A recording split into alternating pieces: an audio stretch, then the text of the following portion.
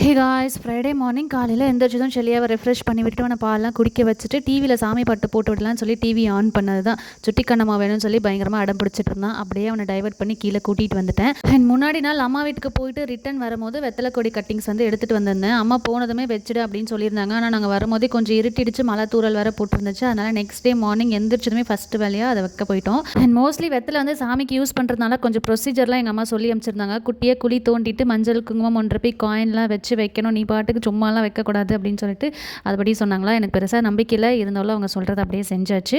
And குட்டியாக ஒரு கோலமும் போட்டு செல்லியாக கொஞ்சம் நேரம் விளையாட வச்சு மேலே கூட்டிகிட்டு வந்துட்டேன். முன்னாடி நாள் ஊர்லேருந்து வந்த டயர்டே கொஞ்சம் இருந்ததுனால நைட்டு பெருசாக பாத்திரம் வாஷ் பண்ணவே இல்லை. நெக்ஸ்ட் டே மார்னிங் தான் பாத்திரம்லாம் வாஷ் பண்ணிவிட்டு அப்படியே வீடெல்லாம் பெருக்கி விட்டாச்சு. என்னோட மாமியார் வந்து அடை தோசைக்கு மாவு ரெடி பண்ணி கொடுத்துட்டாங்க. நான் எல்லாருக்குமே தோசையும் ஊற்றி கொடுத்துட்டேன். என் செல்லியை வந்து அவ்வளோவா அடை தோசை விரும்பி சாப்பிட மாட்டான். ஜெகதீஷ் வந்து கொஞ்சம் ஃபோர்ஸ் பண்ணி ஊட்டி விட்டாங்க, துப்பிக்கிட்டே இருந்தான். அதனால் அவனுக்கு மட்டும் முட்டை தோசை ஊற்றி கொடுத்துட்டு பிரேக்ஃபாஸ்ட் முடிச்சுக்கிட்டோம்.